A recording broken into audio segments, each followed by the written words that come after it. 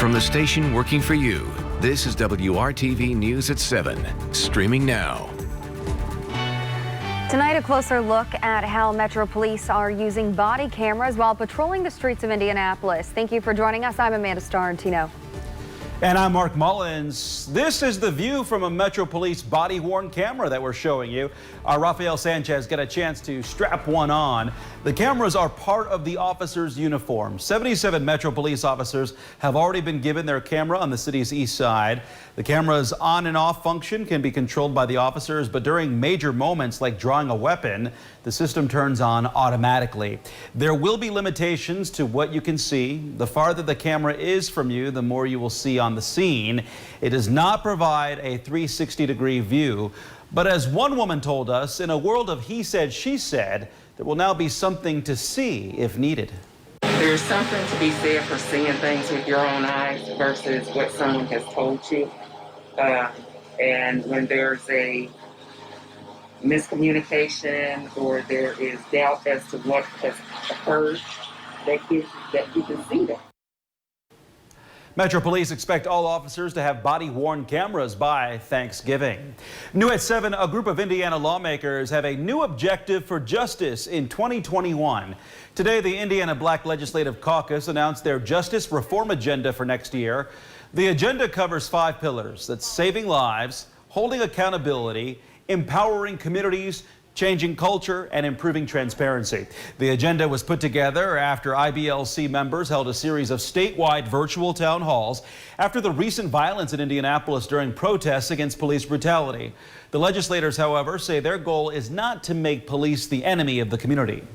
IBLC does not believe in defunding the police. We believe in reimagining the police. We believe in restructuring the police. But we do not believe in totally getting rid of law enforcement. The lawmakers say they will offer up solutions such as increasing protester protections, establishing more frequent audits on public safety funds, funding body and dash cameras, reducing law enforcement in schools, and studying racism as a public health crisis. Metro Police are investigating 2 overnight shootings. First, on the east side of Indianapolis, police were called around 1:30 this morning to East Michigan Street, just off Rural Street. When they arrived, they found a man with a gunshot wound. He was taken to the hospital in critical condition. And a 28-year-old woman is recovering after being shot on the city's west side. Police were called to an area along Eagle Creek Parkway, just north of 38th Street. When they arrived, they found the victim suffering from a gunshot wound. We are told she may have been shot a few blocks away near Idlewood. Kevin. Well, we've had some thunderstorms around today, but just in select spots. But where it was raining, it was pouring. Indianapolis now down to 81 degrees. We were up to 87 earlier. Partly cloudy sky. Humidity still high. That will be the case over the next couple of days, but eventually we've got a change on the way. No accident. I've chosen the camera down in Bloomington. You've had a nearby thunderstorm fade. It was near Lake Monroe trying to drift to the north. There it is. There it isn't. You can see how quickly these build. Once it starts putting down the heavy rain, it's also collapsing on itself.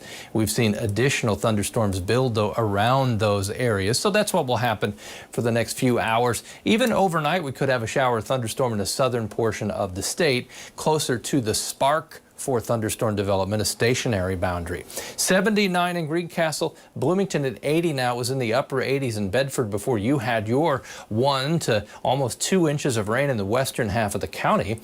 During the evening hours tonight, temperatures will fall to 80 and it stays rather muggy overnight. There's your hourly forecast for tomorrow. Temperatures work their way into the low to mid 80s by 1 o'clock. The best chance for thunderstorms will be in the afternoon hours. A little more widespread tomorrow, and not just for southern Indiana. We'll get more into that and your weekend forecast as well coming up. We'll see you soon, Kevin. Thank you. The Rebound Indiana is our initiative that helps connect you to resources during the pandemic. Nonprofit organizations that have spent money on safety measures or personal protective equipment can get reimbursed through the Restart grant. But as our Nicole Griffin reports, the deadline is this Saturday. St. Mary's Child Center here in downtown Indianapolis just opened back up on Wednesday after being closed for months during the pandemic. In order to prepare to reopen their doors and keep the children and staff members safe, they received grant money that helped them prepare. United Way and City of Indianapolis through this Restart grant has allowed us to do everything we need to do to make it as safe as possible for the kids that we're serving. This play area outside of St. Mary's Child Center is once again a place where children are learning after being empty for several months. Connie Sherman is the center's executive director. She says many of the parents who bring their children here are non-essential workers and have stayed home. But now the center is back open, and in order to welcome kids back inside, they used grant money from the Restart grant to hire professional cleaning services and buy supplies for the rest of the year. We received $10,000 in this grant, and I don't know how we would have done it without it. And of course, we want it to be the best environment possible, so we are so very, very grateful. The United Way is now urging other nonprofit organizations to apply for the grants. The deadline is this Saturday, August 15th. Working for you, Nicole Griffin, WRTV. And right now on WRTV.com and the WRTV News app, we have a link to the application process and the requirements in order to apply. You must be located in Marion County and major purchases between March 16th and August 15th in order to be reimbursed.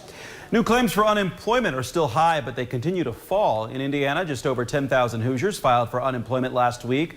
That's still above normal, but it's the lowest numbers of claims since businesses began laying off workers in March. Nationally, the Labor Department says 963,000 Americans filed for unemployment for the first time last week. That's the first time that number has been below 1 million since the middle of March. And COVID-19 cases are up again in Indiana. Here's a look at the numbers from the state health department. 1,046 new cases were reported today, putting the state back above the 1,000 mark after 3 days of being below that number. 20 new deaths were also reported. The state also says hospitalizations are up and intensive care bed capacity is now down to 33%. The state's moratorium on evictions ends tomorrow. Coming up here, how one local organization is stepping up to help families in need.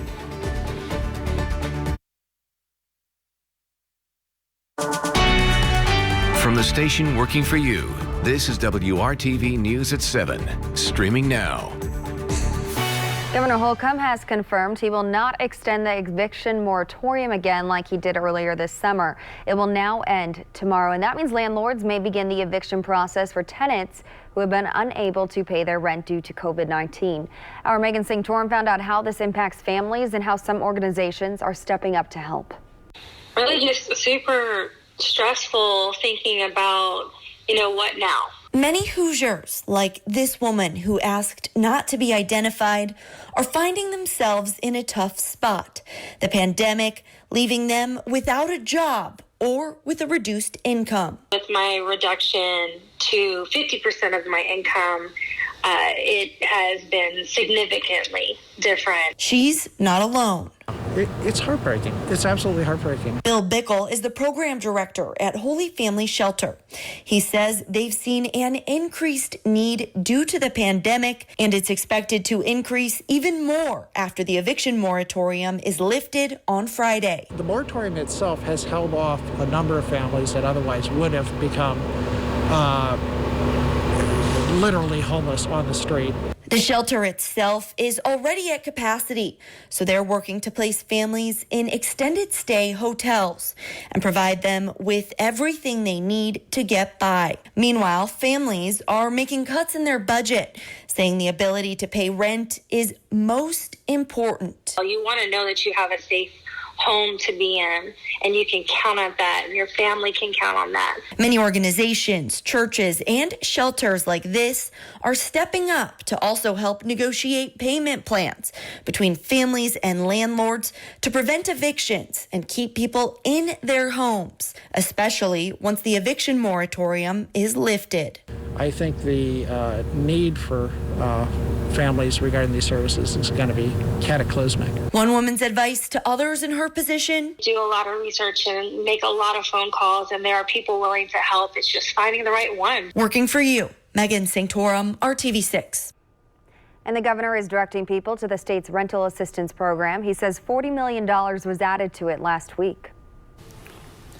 If you feel your shower head isn't putting out enough water, you have an ally in President Trump. Just days after President Trump complained about water flow problems while at the Whirlpool manufacturing plant in Ohio, the Department of Energy is proposing to ease water efficiency standards. During his visit, the president lamented that shower heads can't put out enough water. Under current federal law, shower heads are not allowed to produce more than 2.5 gallons of water per minute. That maximum flow rate was set by Congress in the 1990s. But the Energy Department's plan would ease those restrictions. Some consumer and appliance standards groups say that that would be unnecessary and wasteful.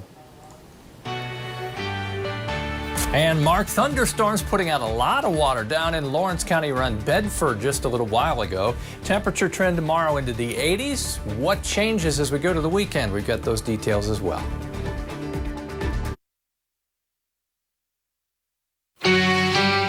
From the station working for you, this is WRTV Trackside, streaming now. WRTV Trackside, day 2, wrapping things up at the Indianapolis Motor Speedway. Day first, Tony Kanaan, you got your helmet, which the design has changed over the years. No, actually the colors have changed. Yeah. The design hasn't. So when I was a little kid, I have not a great hairstyle or hair. So I had a friend that had hair that, he was a blonde kid that used to have hair behind his ears. That's what I did this design. That's my fake hair behind my ears. But yeah, I have the kids in the back, Laurie on the top. We tried to personalize a little bit, This is our personality. Are these actual, their handprints? These are their handprints the day that they were born. Leo, Deco, Max, and Nina. And that's Laurie's kiss for Rio. Yeah. So that's pretty cool. Do you want to put a kiss of yours here? Can we? That'd be a little awkward, I think, but something to think about, I guess. He exchanged the mask for the helmet earlier today, and over 3,200 laps turned today. What were you guys working on, and how was your day, Tony? I mean, I think you've seen a lot of laps because we cut our day short here. So this was the last day before qualifying that you tried to get a race car. So we work on race setup all day long. Nobody concentrate on. We're gonna go up on boost tomorrow. It's gonna be. They're talking about 75 horsepower, more horsepower. I heard 80, but it's going to be. Yeah, so miles per hour would be what? 4 or 5? No, like 8. Wow. So we'll see. Cranking it up. Scott Dixon looks pretty good out here. Here's Scott.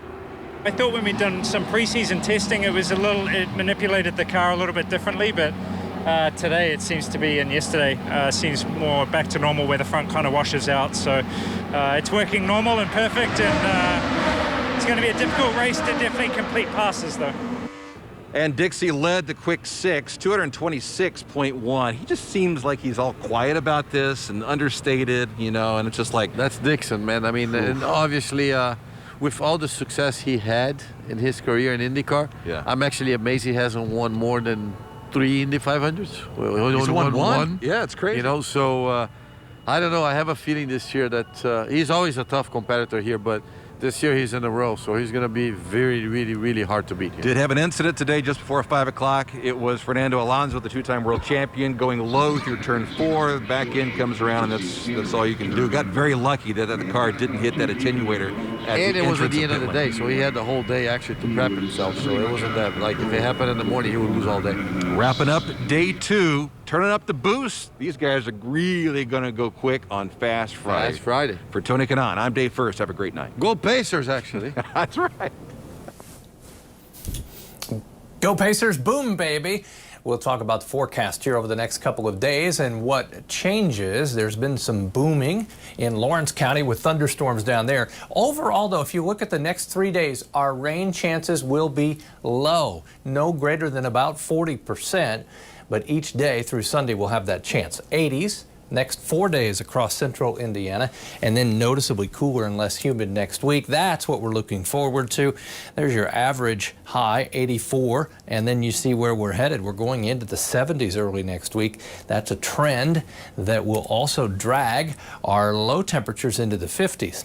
Probability of rain tomorrow, 40%. Then notice it decreases as we go into the weekend, we're going to make a transition Sunday to Monday with maybe an isolated thunderstorm, but definitely opening the door to the cooler temperatures across central Indiana that will stick around most of next week and then even beyond.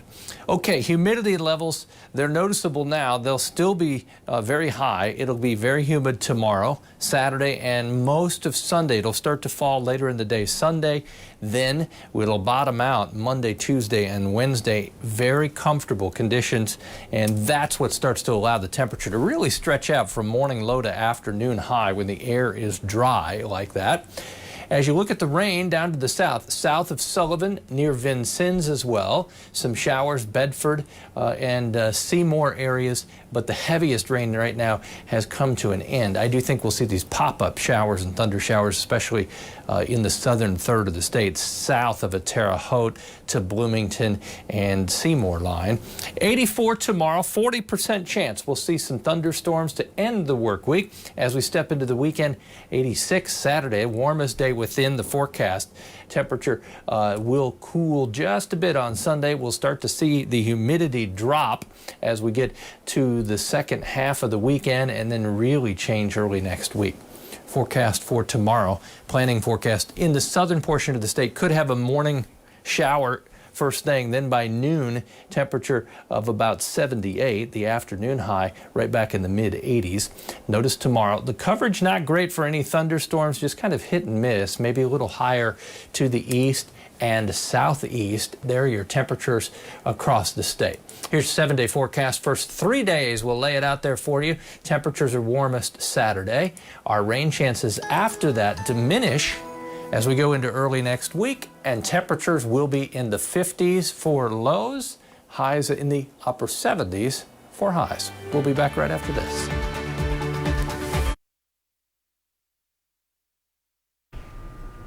People stuck inside due to the coronavirus pandemic are finding comfort in a new four-legged friend. A nonprofit shelter in California reported double the number of adoptions than normal and even a waiting list to adopt certain breeds. In New York, one shelter reported 25% of people who agreed to foster dogs are now just keeping them. That's up from 10%. Animal shelters worry about what happens after the pandemic when people go back to work or spend more time away from the home. They say they hope the dogs become an essential part of the family and not abandoned. And I know for Mark and I, our pups are definitely essential members of the family. Part of the family, that's right. Well, with some students returning to the classroom, schools have taken a number of precautions to help prevent the spread of COVID-19. But what kind of measures are being taken when students start going on trips with school groups again? Our partners at Newsy are taking a closer look into this.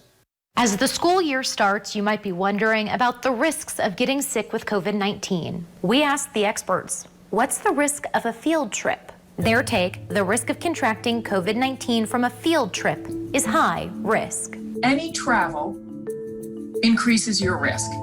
And anytime you have groups larger than 10, the risk of spreading any type of infectious disease increases. In addition to actually riding the bus, you're actually also going to another location where they may or may not have all the same safety procedures in place that you have at your school. One thing that could be done is increase the number of teachers or chaperones that go on those field trips so that kids can be broken down into smaller cohorts together, so that way there are fewer of them that are clustering together. That could lower the risk a little bit. I would absolutely say the schools are not ready to go back to indoor field trips. I do think that there may be some walking field trips that might be exciting for students to take. We know that in lower grades, a lot of students take walking field trips to the fire station, and they take walking trips to their neighborhood parks. And so where those can be implemented with fidelity and social distancing, I think that outdoor field trips would be really a great idea for students. But I do think that having indoor field trips to like museums and aquariums, that might be a bit off limits for now. For more answers on what is low, medium, or high risk, visit newsy.com/what's the risk. Well, thank you for making our WRTV your choice for news. Our next newscast is tonight at 11. We hope you join us. Have a great night.